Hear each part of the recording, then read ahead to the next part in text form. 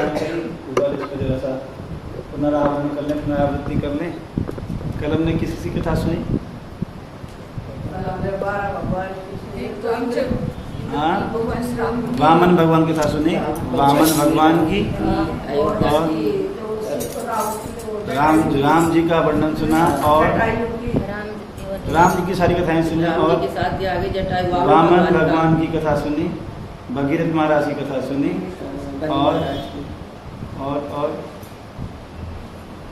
और किसी कथा सुनी? चक्री भील की कथा सुनी, कैसे उसने जामुन के फल को केवट और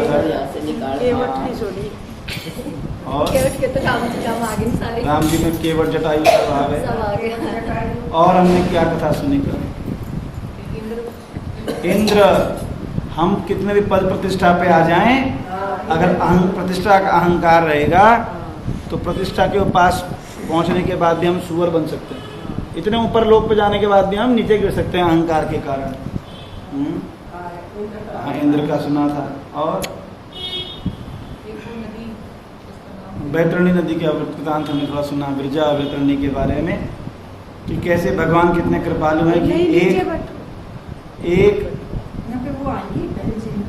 एक लीला करके भगवान अपनी एक कृपा, एक केवल भगवान का नाम मात्र ले लेने से भगवान वैतरणी से पार लगा देते हैं। तो आगे आज हम श्रवण करेंगे। आज सुखदेव गोस्वामी परीक्षित महाराज जो चाहते हैं सुनना वास्तविकता में, वह क्या है? कृष्ण लीला। कृष्ण लीला को सुनकर वे अत्यंत प्रसन्न होना चाहते हैं। भगवान कृष्ण की लीला है ही ऐसी, कृष्ण से सब प्रेम करते हैं। नास्तिक लोगों को ही पता है कि कृष्ण क्या है, आकर्षक है। वो पिक्चर में गाना बना देते हैं, कन्हैया है, वो आ जाएगा कन्हैया, यद्यपि उन्हें पता नहीं है कन्हैया कौन है। सड़क पे कह देते हैं देखो ये देखो कन्हैया बनता फिर कन्हैया का पता नहीं तत्व क्या है, कन्हैया कौन है, कैसा है। पर कृष्ण का नाम क्या है, इस भारतवर्ष में नहीं, पूरे ब्रह्मांड में सब लोगों को कृष्ण का नाम बारे में थोड़ा बहुत तो पता है।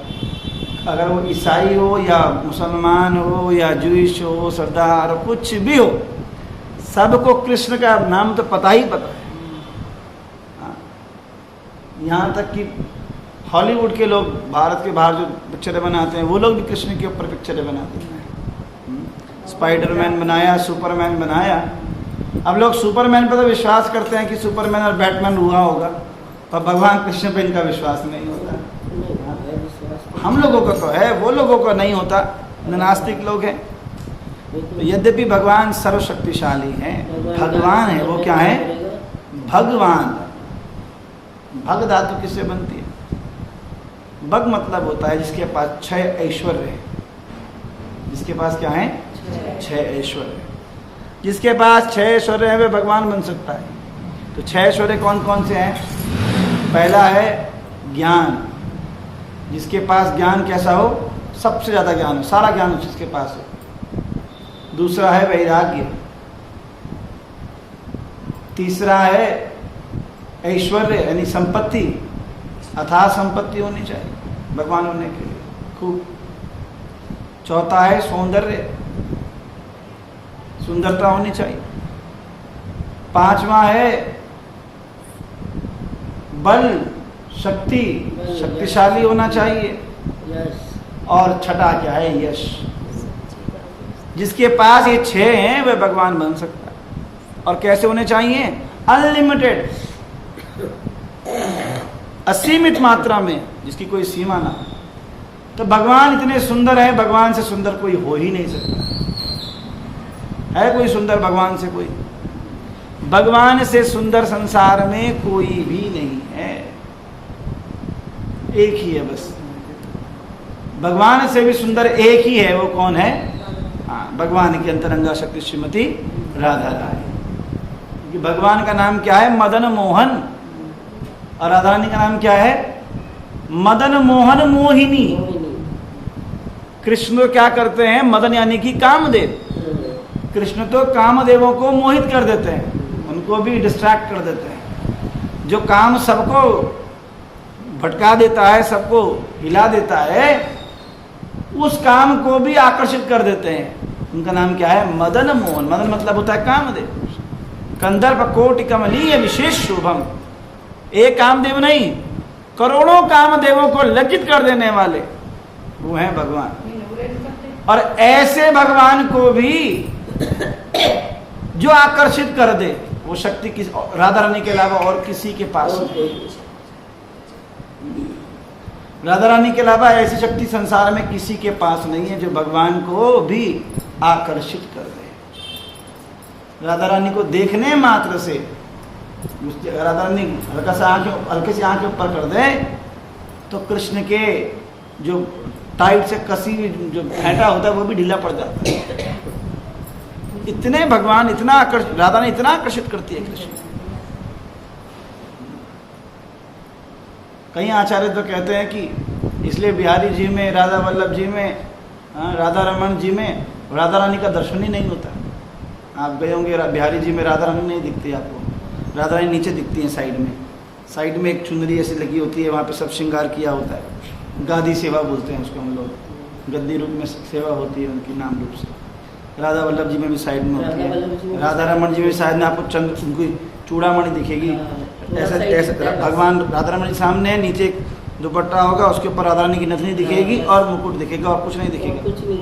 वो कहते हैं राधा रानी अगर दिख गई, आप तो राधा रमन जी को देख के पागल हो, उनको देख के तो फिर महापागल हो जाओगे। इतनी सुंदर है वह, केवल ठाकुर जी के अलावा और किसी की तरफ देखती नहीं। ऐसी है कौन? मदन मोहिनी। मदन मोहन मोहिनी श्रीमती राधा रानी। तो भगवान के पास क्या है? सौंदर्य भगवान का सबसे सुंदर। ऐसा सौंदर्य भगवान का कि मनुष्य ही नहीं, देवता ही नहीं, राक्षस भी भगवान को देखकर मोहित हो जाते हैं। राक्षस भी भगवान को देखकर मोहित हो जाते थे। एक बार सोचे पड़ जाते थे, मारने आए हैं, क्या करें इसको, ये तो इतना सुंदर है। खड़े पूतना आई, अगर भगवान अपनी आंख खोल दे तो पूतना को मारते नहीं, पूतना मारती नहीं भगवान को। देखिए कितना सुंदर बालक है, क्या आनंद है यहाँ। पर फिर याद आया कि काम तो जिस काम से ही वो तो करना पड़ेगा, फिर भटक ले। और भगवान ने भी अपनी माया को बोला कि इसको जरा फंसा के रखना, नहीं तो क्या हो जाएगी ये, जिस उद्देश्य से यहाँ ये उद्देश्य पूरा नहीं, इसका नहीं हो पाएगा। जिस उद्देश्य से मैं आया हूँ, मैं अपना उद्देश्य पूरा नहीं करूँगा। तो भगवान क्या है? सर्वाकर्षक। कृष्ण का मतलब ही क्या होता है? कृष्ण मतलब आकर्षक, जो सर्वाकर्षक हो। या कर्षति स कृष्ण, जो सबको अट्रैक्ट करता है, अब सबको अपनी ओर खींचता है। तो कृष्ण वास्तविक में क्या है? एक चुंबक है। क्या है? एक चुंबक, बड़ी चुंबक है, जिसके हृदय में कृष्ण के प्रति इतना सा भी रत्ती भर भी अगर उसको प्रेम है, इतना सा भी अगर, जैसे चुंबक लोहे, हल्का सा भी लोहा होता है, सिक्के के अंदर हल्का सा भी लोहा हो, किसी धातु में हल्का सा भी लोहा हो, कुत्ता बता दो, कुत्ता कुत्ता कुत्ता बाहर भागो, बाहर भागो, भागो से अंदर। हमारा सब कुछ बेस्ट हो जाएगा। बाहर करो उसे यहाँ से, हल्का सा पानी डाल तो चला जाएगा।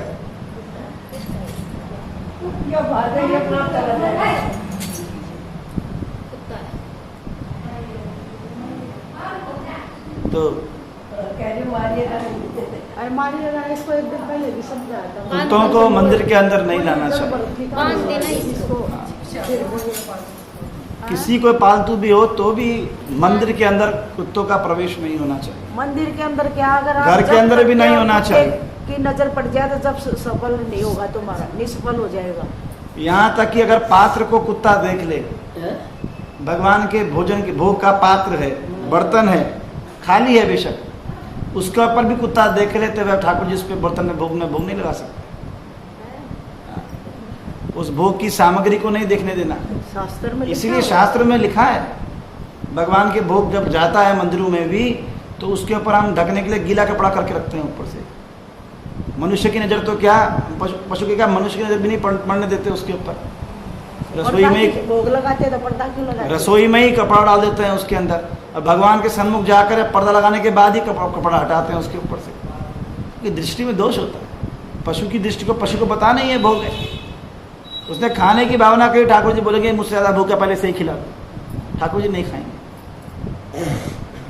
और पशु में बहुत प्रकार के, पशु रोज नहाता नहीं है, आप तो नहाते हो रोज। हाँ? तो कुत्ते में मल मूत्र आदि बहुत अनेक बीमारियां होती हैं, कीट होते हैं, तो उससे दूषित होती है वस्तुएं। इसलिए कुत्ते को छूना भी नहीं चाहिए, अस्पृश्य जीव है। आप रोटी दो उसे, हाँ, लोग गाय ही पालने योग्य है बस। भगवान कृष्ण के पास भी 2 कुत्ते थे, पर वह घर के हमेशा बाहर रखे जाते हैं। कुत्ते गली में रहने चाहिए, उनको रोटी देनी चाहिए, आखिरी रोटी पक्का कुत्ते को देनी चाहिए। जो कुत्तों को रोटी नहीं देते, भोजन नहीं देते, तो वो जब रास्ते में जाते हैं या मार्ग में जाते हैं, तो देव शर्मा नाम की एक कुतिया है वहाँ पर, हाँ, देव शर्मा नाम की एक कुतिया है, उसके बच्चे और वो उसके शरीर से अपना अपना हिस्सा ले लेते हैं। मेरे से की रोटी दे, कौवा, गाय, कुत्ता, चींटी सब खाने वाला हैं। कुत्ते ज्यादा तो तेरे ब्राह्मणों में ही कुत्ते पल रहे हैं। हमारे ब्राह्मणों में क्या, सबके ही ब्राह्मणों में है।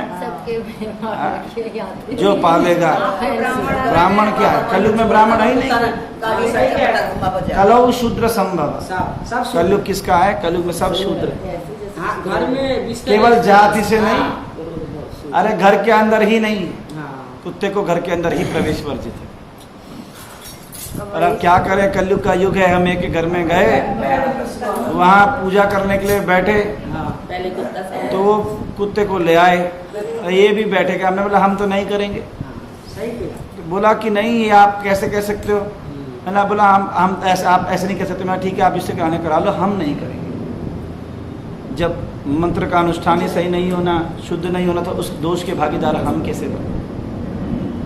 पशु से प्रेम करना चाहिए, ये नहीं कि पशु निंदनीय है कि उसे डंडा मारो, पत्थर मारना। प्रेम करना है उसे, उसे भोजन देना है, हमारा कर्तव्य है, क्योंकि हमारे ऊपर आश्रित है वो। उसे बिस्कुट दो, रस दो, रोटी दो। रात को खाने के बाद जो रोटी बचे, वो आखिरी रोटी जो बना, वो कुत्ते का अधिकार है उसमें खाने का, वो कुत्ते को दो। कोई नहीं खाए, देख छोड़ो। हाँ, तो इस प्रकार अब बस, अब छोड़ दो डिस्कशन को यहीं पे। जिसके पास है, जिसके पास जो भी है, आप उनको उसका ध्यान रखें, शुचिता का। भगवान की सेवा में पवित्रता का ध्यान होना चाहिए। जब लोग कहते हैं कि हम इतने सालों से भगवान की पूजा कर रहे हैं, हमारी पूजा में फल नहीं मिलता, तो पूजा का फल इसलिए नहीं मिलता क्योंकि हमारी पूजा में पवित्रता नहीं बची है, शुचिता नहीं है। क्या शुचिता नहीं है? जिन कपड़ों में खाना खा रहे हैं, उन्हीं कपड़ों से पूजा कर रहे हैं। दूसरा, जो थाली से लोगों को तिलक लगा रहे हैं, उसी तिलक से ठाकुर जी को भी तिलक लगा रहे हैं, उसी से वहाँ सब जन सामान्य की बात कर रहे हैं। जिन थालियों में खुद खाते हैं, उन्हीं थालियों में ठाकुर जी को भोग लगा देते हैं, पधरा देते हैं। पहले वही भोग किसी और देवता को लगा रहे हैं, फिर वही भोग भगवान को लगा रहे हैं, वही भोग किसी और को भी लगा रहे हैं। तो एक का जूठा दूसरे को दे रहे हैं, दूसरा जूठा दूसरे को दे रहे हैं। तो शुचिता होनी बहुत आवश्यक है। उसी रसोई घर में जूठा खाना भी पड़ा है और वहीं भोग भी तैयार हो रहा है। तो जब तक शुचिता नहीं होगी, तो तक सेवा का फल पूरा नहीं मिलेगा। सभा भगवान का अर्चन करने में, पूजा करने में पवित्रता का बहुत ध्यान रखना चाहिए। तो यहाँ भगवान के हमने पहले बताया, भगवान के पास क्या है? अपार सौंदर्य। दूसरा, भगवान का ज्ञान। भगवान का ज्ञान क्या है? असीमित ज्ञान है। भगवत गीता भी भगवान ने युद्ध भूमि के बीच, युद्ध भूमि में भगवान ने भगवत गीता सुना दी। है किसी के अंदर इतना दम? जहाँ एक युद्ध चल रहा हो और उस युद्ध भूमि में कोई ज्ञान दे दे, तो भगवान, सारा ज्ञान किससे प्रकट होता है? भगवान से। भगवान का यश कैसा है? 14 भुवनों में फैला हुआ है यश। भगवान की कीर्ति हर जगह है। और इतना यश होते हुए भी, इतना ज्ञान होते हुए भी, इतना सौंदर्य होते हुए भी, इतना बल होते हुए भगवान क्या है? पूर्ण वैरागी है। कृष्ण क्या है? पूर्ण वैरागी। वैराग्य पूरा है भगवान के अंदर। भगवान के अंदर क्या वैराग्य है? अरे भगवान ने अपने लोगों को छोड़ दिया। इतना प्रेम करने वाले लोग थे ब्रजवासी, उनको छोड़ के कहाँ गए? मथुरा गए। और मथुरा से कहाँ चले गए? द्वारिका। तो है किसी के अंदर? हमसे तो एक पुत्र की और एक संबंधी का हमारा जो मोह है वो छूटता नहीं। भगवान इतने ब्रजवासियों को छोड़कर चले, इतना पता, जबकि वो कैसा प्रेम करते थे? अनकंडीशनल, अहेतु की प्रेम करते थे कृष्ण से। कोई स्वार्थ वाला प्रेम नहीं करते थे कृष्ण से, शुद्ध प्रेम करते थे। तब भी भगवान ने दिखाया कि वैराग्य क्या होता है। तो भगवान के अंदर जो 6 ऐश्वर्य हैं वो क्या है? फुल मात्रा में। इसलिए भगवान का कहलाते हैं भगवान कहलाते हैं। वान यानी कि धारण करने वाला। जिसके पास ये 6 वस्तुएं हों तो वो क्या कहलाएगा? भगवान कहलाएगा। तो भगवान कृष्ण के द्वारा अवतार लेने के बारे में जानने के लिए महाराज परीक्षित की उत्सुकता और कंस द्वारा देवकी की 8वीं संतान के मारे जाने के भय से उसके 6 पुत्रों का क्या किया भगवान ने? दशम स्कंद के पहले अध्याय में क्या किया? इसका वर्णन किया। तो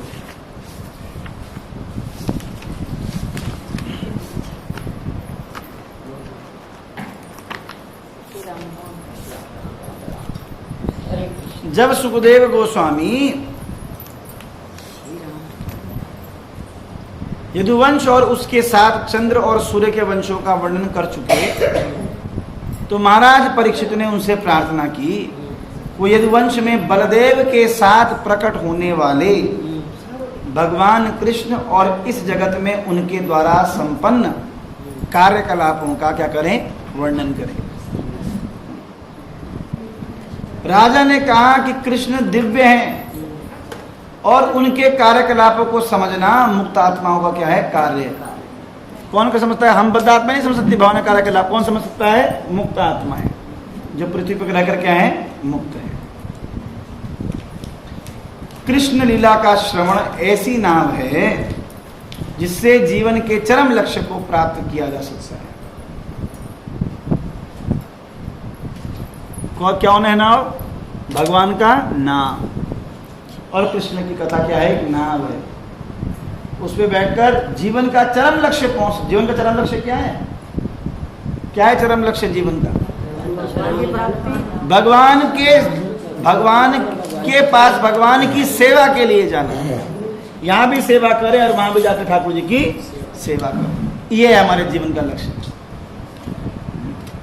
खाना पीना सोना नहीं है जीवन के लक्ष्य। सोचते हैं लोग खाना पीना सोना अपनी रक्षा करना ही जीवन का लक्ष्य है।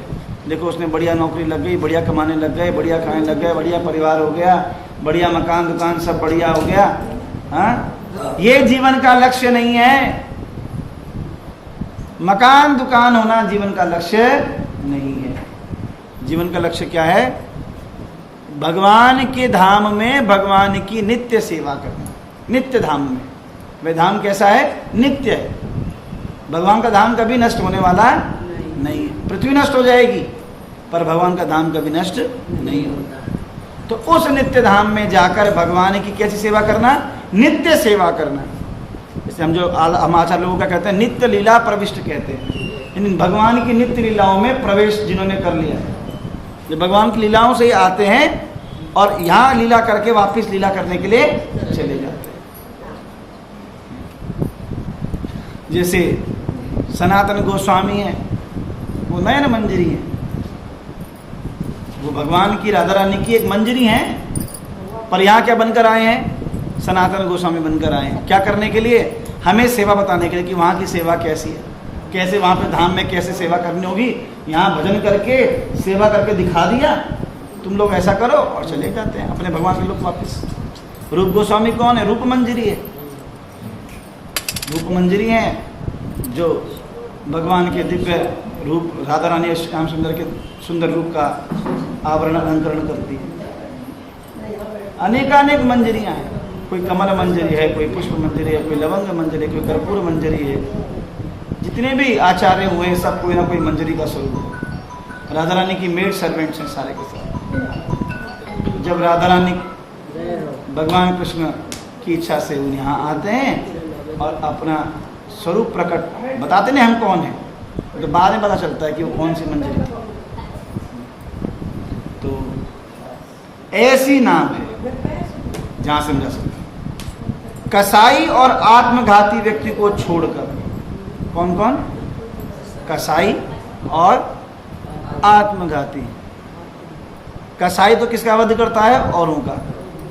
और आत्मघाती यानी कि अपना वध करने वाला को छोड़कर, इन दोनों को छोड़कर प्रत्येक बुद्धिमान मनुष्य को कृष्ण और उनके कार्यकलापों को समझने का प्रयास करना चाहिए। अब ये क्यों कहा कि कसाई कहा और साथ में आत्मघाती कहा? तो कसाई का काम क्या है? औरों का वध कर रहा है, औरों को मार रहा है। तो क्या सोच रहा है कि वो नहीं मरेगा, इसलिए अभी उसको आत्म का तत्व, अभी तो शरीर के तत्व से ही बाहर नहीं आया। उसकी बुद्धि किसने अटकी हुई है? अभी मारने धाड़ने में उसकी बुद्धि अटकी हुई है, कहां समझेगा भगवान को। और दूसरा कौन है? आत्मघाती, यानी जो सेल्फ सुसाइड करने वाले। तो कौन है हम आत्मघाती? कौन है? जो लोग फांसी लगाते हैं, जो जहर खाते हैं, वही है? नहीं, वो तो है ही, हम भी हैं। हेनो निताई पदे जेवा रति ना जन्मीलो, लोचन बोले शई पापी आत्मघाती होइलो। जिसने नित्यानंद प्रभु यानी कि बलराम जी के तत्व को या श्रीमती राधा रानी के तत्व को नहीं समझा, भगवान के चरण कमलों में जिसने अनुराग उत्पन्न नहीं किया, वो क्या है? लोचन बोले निजे कर्मेर आत्मघाती होइलो। वे अपने अपने निजी कर्मों से क्या कर रहा है? अपना आत्मघात कर रहा है। सुखदेव गोस्वामी भी कहते हैं वागवतम में जगह पर कि जो मनुष्य भगवान को भजन नहीं करता, भगवान को नहीं समझता, वह पृथ्वी में कैसे रह रहे हैं? आ रहे हैं और जा रहे हैं। ठेला लगा हुआ है, बाजार मेले में ठेला आता है, ठेले में ठेला लेके सब आते हैं। मेला खत्म हुआ, ठेला हटाया, अगले दिन फिर मेला हुआ, फिर सामान बढ़ा, फिर ले आए। ये ठेलम ठेल चल रहा है यहाँ पर। ऐसा ये सब इन लोगों के लिए भगवान को समझना क्या है? मुश्किल है। ये प्रयास भी नहीं करेंगे। पर इनको छोड़कर जितने भी बुद्धिमान मनुष्य हैं, कैसे मनुष्य हैं? बुद्धिमान, जिनके अंदर खोपड़ी है, जो समझ सकते हैं कि हमारा जीवन खाना पीना सोना, इसके अलावा क्या है? इसके अलावा भी कुछ और है जीवन में। वह क्या है? ये शरीर भगवान का भजन करने के लिए मिला है, इस शरीर के द्वारा भगवान को प्राप्त कर लेना है, इसलिए ये शरीर मिला है। इसलिए उन व्यक्तियों को भगवान को समझने का प्रयास करना चाहिए। भगवान के क्रियाकलापों को, भगवान ने ऐसी लीला क्यों करी? कथा तो पता होती है हमारे को कि भगवान ने मक्खन खाया, भगवान ने गोवर्धन को उठाया, पर ऐसा क्यों किया? यह हमारी खोपड़ी में आना चाहिए, तभी हम भगवान को समझ पाएंगे। नहीं तो कथाएं रटी रहेंगी। पर भगवान ने ऐसा क्यों किया? क्या कारण होगा? भगवान के आने का कारण क्या है? क्यों आए भगवान? क्यों आते हैं भगवान? भगवान भगवत गीता में बता देते हैं क्या क्या। यदा यदा धर्मस्य ग्लानिर्भवति भारत, धर्म की जब हानि होती है तो इसलिए आता। अभ्युत्थानम अधर्मस्य तदात्मानं सजाम्यहम्, और उस अधर्म का नाश करने के लिए मैं आता हूं। फिर क्या करता हूं? परित्राणाय साधूना, साधुओं के कल्याण करने के लिए आता हूं। पहला रीजन ये है। विनाशाय च दुष्कृताम, दुष्टों का नाश करने के लिए। और फिर धर्म संस्थापनार्थाय, धर्म की क्या करने के लिए? संस्थापना। स्थापना यानी कि संस्थापना यानी कि रीएस्टैब्लिशमेंट। धर्म तो भगवान ने और पहले से बना रखा है, पर वह धर्म क्या कर रहे हैं? लोग उसे ऊपर नीचे कर रहे हैं, इसलिए उसकी दोबारा से स्थापना करने के लिए रीएस्टैब्लिशमेंट। घर तो हमारा बना होता है, पहले क्या करते हैं? उसको तोड़ के दोबारा बनाते, पुनर्निर्माण करते हैं उसका। जब बिल्डिंग जर्जर हो जाती है तो उसमें डिमोलिश करके उसे रीइंस्टॉल करते हैं। फोन में अगर कोई फॉर्मेट, कुछ प्रोग्रामिंग खराब हो जाए या कंप्यूटर में तो क्या करते हैं, उसको रीइंस्टॉल करते हैं, रीबूट करते हैं। तो ऐसे ही भगवान भी क्या करते हैं, धर्म को दोबारा से स्थापित करते हैं, संस्थापना करते हैं उसकी। तो भगवान सतयुग में स्थापना, धर्म की स्थापना करने है, तब बताया भगवान ने कि तब करो सतयुग में। फिर देखा कि मनुष्य की आयु कम हो गई, तो त्रेता युग में क्या करना चाहिए, यज्ञ करना। तो खुद आकर यज्ञ करके बताया, स्थापना बताई, करके बताई कि यज्ञ करो और भगवान को प्राप्त करो, अपना कल्याण करो। फिर जब यज्ञ करने की भी आयु खत्म कम हो गई, गाय नहीं बची, ज्यादा गाय नहीं थी, तो क्या किया, भगवान के अर्चा विग्रह की पूजा करो। भगवान कृष्ण ने खुद करके दिखाया। भगवान द्वारिका में खुद अपनी मूर्ति की पूजा करते थे, नारायण की विग्रह लगा बना कर भगवान खुद करते थे। ये धर्म भगवान ने बताया, भगवान ठाकुर जी की सेवा का। द्वापर युग का धर्म क्या है, भगवान के अर्चा विग्रहों की पूजा करना, भगवान के विग्रह की उपासना करना, मंदिरों में बड़े बड़े आयोजन करना, यह द्वापर युग का धर्म था। और कलयुग का धर्म क्या है, कलो केशव कीर्तना।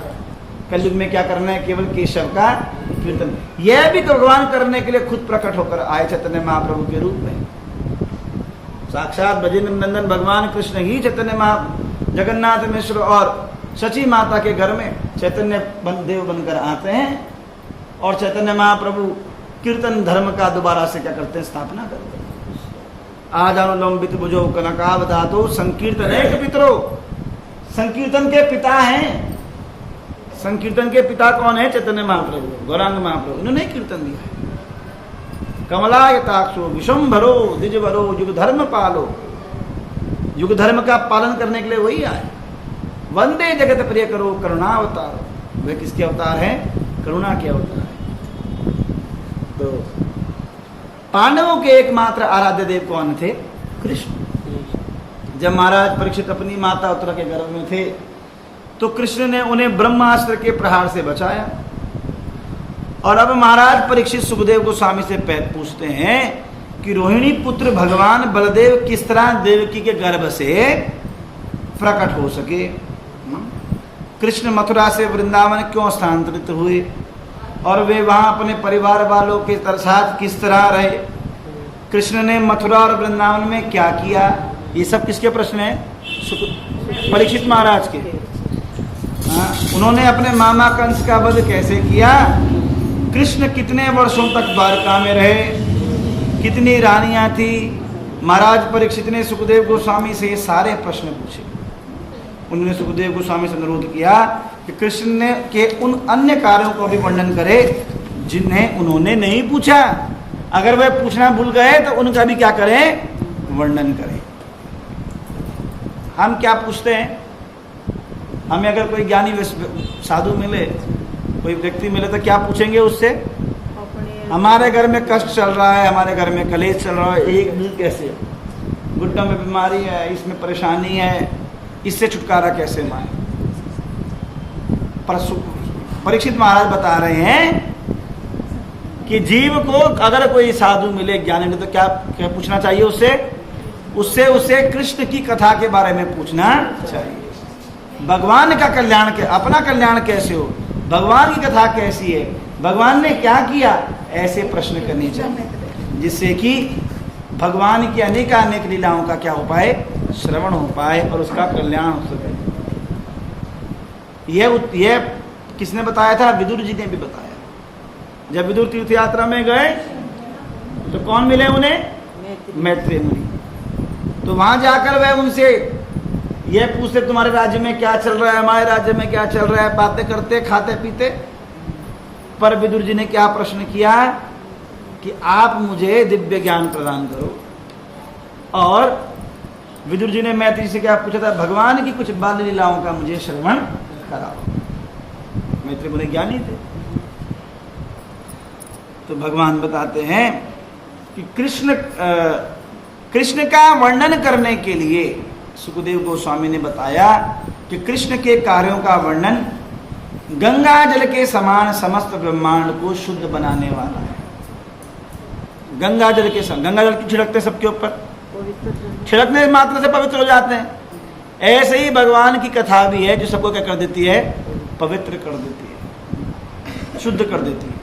तो वक्ता, प्रश्नकर्ता और श्रोता तीनों ही शुद्ध हो जाते हैं।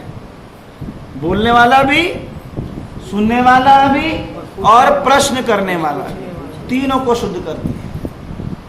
तो प्रश्न तो केवल किसने किया था? परीक्षित महाराज ने। उत्तर किसने दिया? सुखदेव गोस्वामी ने। और सुनने वाले कौन? हम सब। सोनकादि 88,000 ऋषि सब सुन रहे थे। और वहां पर परीक्षित महाराज के साथ अन्य सभी देवतागण, ऋषिगण, राज्य के लोग, सब लोग वहां पर क्या थे? उपस्थित थे। सब सुनकर शुद्ध हो गए। एक बार जब समस्त विश्व आसुरी राजाओं ने की बढ़ती सैन्य शक्ति जो बोझिल हो उठा, तो पृथ्वी किसने किसका रूप धारण किया? गाय का। और उनसे छुटकारा पाने के लिए किसके पास गई? वो ब्रह्मा के पास गई। ओ ब्रह्मा जी मेरी रक्षा करो। क्यों? ब्रह्मा जी क्या है? पिता है। माता पृथ्वी के संताप पर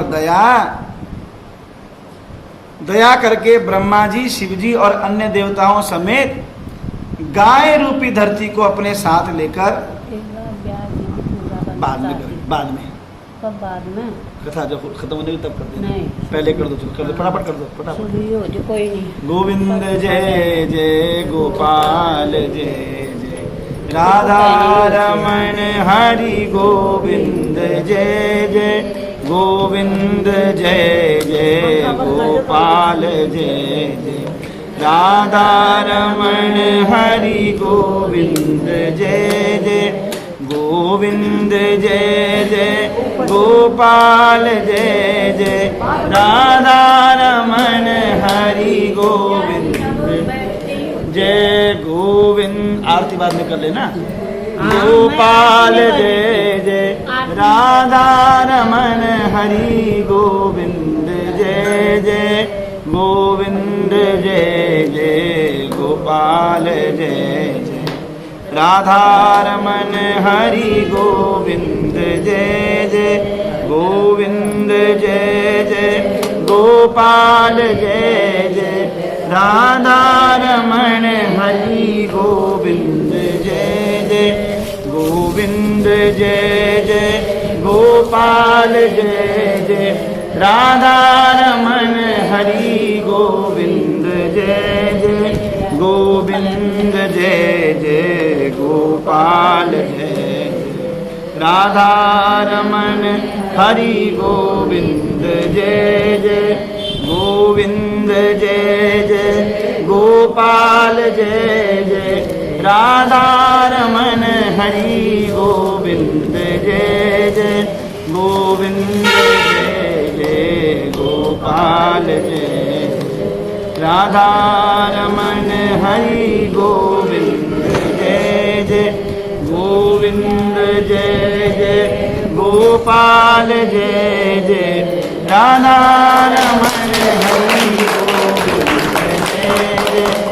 गोविंद जय जय गोपाल जय जय राधा रमण हरि गोविंद जय जय गोविंद जय जय गोपाल जय जय राधा रमण हरि गोविंद जय जय गोविंद जय जय गोपाल जय जय राधा रमण हरि गोविंद जय जय गोविंद जय जय गोपाल जय जय राधा रमण हरि गोविंद जय जय गोविंद जय जय गोपाल जय जय राधा रमण हरि गोविंद जय जय गोविंद जय जय गोपाल जय जय राधा रमण हरि गोविंद जय जय गोविंद जय जय गोपाल जय राधा रमण हरि गोविंद वृंदावन बिहारी लाल की जय। तो माता पृथ्वी के संताप पर दया करके ब्रह्मा जी अन्य देवताओं समेत ये भी और सामान भी सारा गाय का रूप धारण करने वाली धरती को अपने साथ लेकर, हमने बताया था कहाँ जाते हैं देवता लोग? ब्रह्मा जी की ब्रह्मा जी भी भगवान से मिलने के लिए कहाँ जाते हैं? जहाँ पर जा पाते हैं? गोलोक धाम। नहीं जा सकते। समुद्र के तट पर, सब क्षीर सागर के तट पर जाते हैं, क्योंकि भगवान के लोग जाने का अधिकार हर किसी को नहीं है, वहां नहीं जा सकते ऐसे। तो भगवान सागर तट पर पहुंचे और भगवान विष्णु को, जो दिव्य परमानंद में एक द्वीप पर शयन कर रहे थे, प्रसन्न करने के लिए क्या की, उन्होंने वहां से उनके लिए स्तुतियां की। तत्पश्चात ब्रह्मा जी ने महाविष्णु की सलाह समझकर सूचित किया। भगवान ने कुछ कहा अपनी कोड भाषा में और ब्रह्मा जी ने वो भाषा समझ ली और उन्होंने क्या कहा, सबको बताया कि भार उठाने के लिए भगवान क्या करेंगे, पृथ्वी पर प्रकट होंगे। देवताओं को चाहिए कि अपनी अपनी पत्नियों सहित यदुवंश की संख्या बढ़ाने के लिए कृष्ण के संगियों के रूप में प्रकट हो जाएं। ब्रह्मा जी क्या करते हैं, मैनेजर का काम करते हैं। सब कहते हैं तुम सब जाओ देवताओं और तुम यदुवंश में क्या हो जाओ, प्रकट हो जाओ। किसके साथ? अपने अपनी पत्नियों के साथ यदुवंश को बढ़ाओ। और कृष्ण कृपा से सबसे पहले अनंत भगवान बलराम जी के रूप में प्रकट होंगे और कृष्ण की शक्ति योग माया भी प्रकट होगी। ब्रह्मा जी ने माता पृथ्वी को इसके विषय में सब कुछ बताया और तब उसके बाद सब अपने अपने धाम चले गए। तो जब वसुदेव और देवकी विवाह करके देवकी के भाई कंस द्वारा हांके जा रहे रथ पर सवार होकर अपने घर लौट रहे थे, तो क्या हुई थी? आकाशवाणी। तो आकाशवाणी जब हुई, ये सब हमें पता है कथा। यहां पर प्रभुपाद जी एक तात्पर्य में कहते हैं कि जो भी व्यक्ति कृष्ण कथा में थोड़ी सी भी रुचि दिखलाता है, कितनी रुचि दिखाता है? थोड़ी सी भी, तो वह मुक्ति प्राप्त करता है। अगर इतना सा भी रुचि दिखा दी किसी ने, इतनी सी भी, तो वह मुक्ति प्राप्त कर ले। कीर्तनादेव कृष्णस्य मुक्त संगम परम ब्रजेत। केवल कीर्तन करने और बारंबार कृष्ण कथा कहने से मनुष्य कलयुग के कलमश से मुक्त हो जाता है। इसलिए चैतन्य महाप्रभु ने उपदेश दिया कि जारे देखो तारे कहो कृष्ण उपदेश। जो सुनते हो यहाँ पे कथा में, उसे जो भी मिले उसे थोड़ी सी क्या सुना दो, उसको भी वह कथा सुना दो। अपने बर्तन का जो है वो बर्तन दूसरे के बर्तन में उड़ेल दो, क्योंकि उड़ेलने से क्या होगा, आप जितनी बारी कहते जाओगे उसको, आपको क्या होता जाएगा, उसका स्मरण होता जाएगा, याद होता जाएगा। और फिर कृष्ण की लीला अगर याद रही तो फिर तो कल्याण ही होगा। जिसको कृष्ण की कथा याद रहेगी तो मरते समय क्या याद आएगा, कृष्ण की कथा याद आएगी। मरते समय बिस्तरे में ये नहीं सोचना पड़ेगा कि कोई आया कि क्या नहीं आया, कौन कथा करेगा मेरे आगे, कौन गंगा जल डालेगा। उस समय क्या होगा, सुनताम सुकथाम कृष्ण। बिस्तरे पड़े पड़े भगवान का चिंतन करते रहेंगे कि भगवान ने कैसी लीला करी, भगवान ने कैसा कैसे भगवान कर रहे हैं, क्या क्या कर रहे हैं, वे सोचते सोचते वही खोए रहेंगे। कौन से भगत को और कैसे फिर शरीर में कोई कष्ट का आभास नहीं होगा। हमें शरीर में दर्द कब होता है, जब हम उठे हुए होते हैं। जब कोई सो जाता है तो शरीर में कष्ट होने पर भी कष्ट का ज्यादा आभास नहीं होता है ना।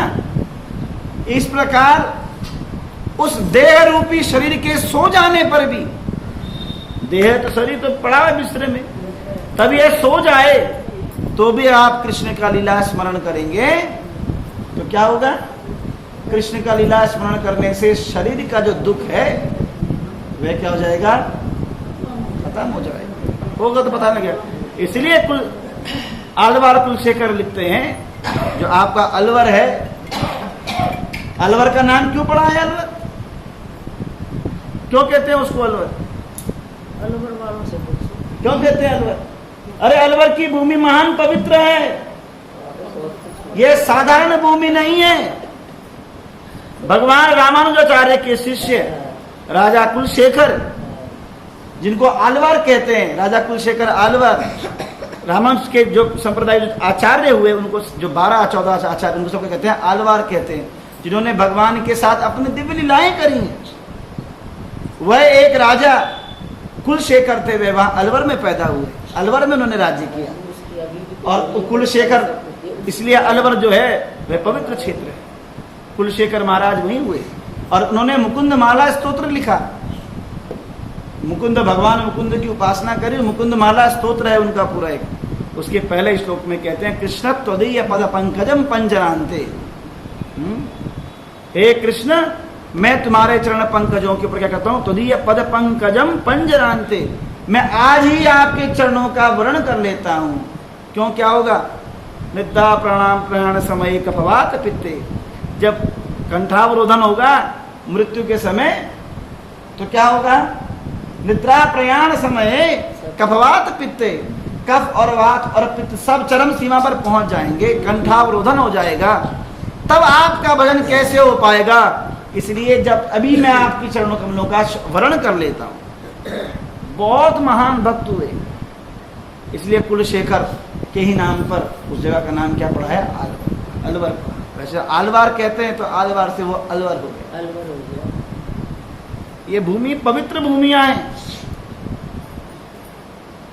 हम लोग सोचते हैं कि शायद कलाकंद के लिए ही फेमस है अलवर, हाँ? अलवर का मिल्क केक खाते हैं लोग, हाँ? हाँ, पर मुख्य क्या है, उसकी कला तो किसमें है, उसकी कला तो कुलशेखर के पास थी। राजा कुलशेखर जो भगवान के शुद्ध भक्त हुए, इनके पास थी। राजस्थान की भूमि बहुत पवित्र है, यहाँ बहुत सारे आचार्यों ने जन्म लिया, भगवान के बहुत भक्तों ने जन्म लिया। इसलिए भगवान को हम हमारे यहाँ कहते हैं कि भगवान तभी जयपुर चले गए ब्रज को छोड़कर। गोविंद देव जी, गोपीनाथ जी, दामोदर जी और विनोदी लाल जी, जब औरंगजेब ने वृंदावन में आक्रमण किया तो भगवान को वहां से, विग्रहों को फटाफट वहां से रात ही रात में वहां से ट्रांसफर किया गया, क्योंकि म्लेच्छी लोग, यवनी लोगों ने आक्रमण किया, तो यवनी लोग भगवान को स्पर्श ना कर दें, हमारे भगवान के विग्रहों को नुकसान ना पहुंचाएं, इसलिए भगवान को रातों रात वृंदावन से कहाँ ले जाया गया, राजस्थान के मार्ग में। तो भरतपुर के आगे तो करौली में तो छप्पर के नीचे बैठ गए कौन, मदन मोहन जी। आज भी छप्पर के नीचे बैठे हैं करौली में, बाहर मंदिर बना है पर अंदर अभी छप्पर के नीचे ही बैठे, ऊपर कोई गुम्बद नहीं। वहां से गोविंद देव जी और गोपीनाथ जी और विनोदी लाल जी तीनों कहाँ पहुंच गए, जयपुर में। चांदपोल बाजार में तो बैठे हैं गोपीनाथ जी, और गोविंद जी बैठे हैं कहाँ पर, राजा के दरबार में, छोटी चौपड़, छोटी चौपड़ के पास राजा का दरबार है, राजमहल के अंदर बैठे हैं, कहीं दर दर नहीं गए। वहां पहाड़ी के ऊपर बैठे थे वृंदावन में, यहाँ सीधा गए तो राजमहल के अंदर। राजा ने स्पेशल मंदिर है, राजा का परिवार जो है वहां उनके घर में खिड़की लगी है, वो खिड़की ऐसी लगी है, उस खिड़की से रानी रोज 24 घंटे दर्शन कर सकती है ठाकुर जी का। हम तो आज बीच में रहेंगे, पर उसके दरबार से ऐसी खिड़की लगी है कि वो खिड़की से ठाकुर जी की जितनी झांकियां होती हैं वहीं से बैठे बैठे झांकी का दर्शन करती है, क्योंकि राजा के दरबार का परिवार आएगा, फिर सिक्योरिटी लगेगी, वो होगा। आज से 400 साल पहले से ये सिस्टम वहां चल रहा है। और राजा जब गोविंद देव जी गए तो जो राजा मान सिंह था उसने अपनी राजशाही पोशाक त्याग दी उसी समय, कि आज से राजा मैं नहीं, आज से राजा कौन, गोविंद देव जी। इसलिए गोविंद देव जी यहाँ के राजा हैं, हम राजा काज हमारा छोड़ गया, आज से राजा गोविंद देव जी आप इस राजमहल में राज करो। वो राजमहल में बैठे हैं, भगवान के सिर के ऊपर गुम्बद नहीं है, मंदिर के ऊपर। हमने अपने गुरुदेव से पूछा कि महाराज यहाँ पे गुम्बद क्यों नहीं है मंदिरों के ऊपर, ना गोपीनाथ जी के ऊपर, ना गोविंद देव जी के ऊपर, ना मदन मोहन जी के ऊपर। तो महाराज ने कहा कि ये ठाकुर वैकुंठ का विष्णु नहीं है जिसे मंदिर चाहिए, ये तो नंद बाबा के घर का है, वृंदावन का लाला है, इसलिए उसे घर में रहना पसंद है। मंदिर होगा तो उसके ऊपर गुम्बद होगी, ये तो घर में रहने वाला है, इसलिए भगवान किस में रहते हैं, घर के अंदर अपने ठिकाना। आपको वहाँ गोविंद देव जी का कहीं पूरे जयपुर में, करौली में आपको नहीं दिखेगा कि गोविंद देव जी का मंदिर लिखा होता है, गोविंद देव जी का ठिकाना, ठिकाना श्री गोपीनाथ जी का, ठिकाना श्री मदन, क्योंकि उनका ठिकाना है, भगवान वहां के बस आश्रय ले लिया भगवान ने। तो ऐसे भगवान राजस्थान में क्यों गए, क्योंकि वहां क्या थे, भगवान के भक्त थे। भगवानों के भक्तों के पास भगवान कहते हैं मैं 2 ही जगह रहता हूं। कहां कहां? या तो वहां पर भगवान के भक्तों ने भजन किया हो, या वहां पर भगवान के भक्त आने वाले हों। बस 2 ही जगह भगवान निवास करते हैं। यहां तक कि जिसके घर में अगर ठाकुर जी की सेवा हो रही है, वहां या तो पूर्व में कोई भगवान का भक्त रहा होगा या भविष्य में कोई भगवान का भक्त आने वाला होगा, तो अन्यथा भगवान वहां जाके अपनी सेवा नहीं लेंगे।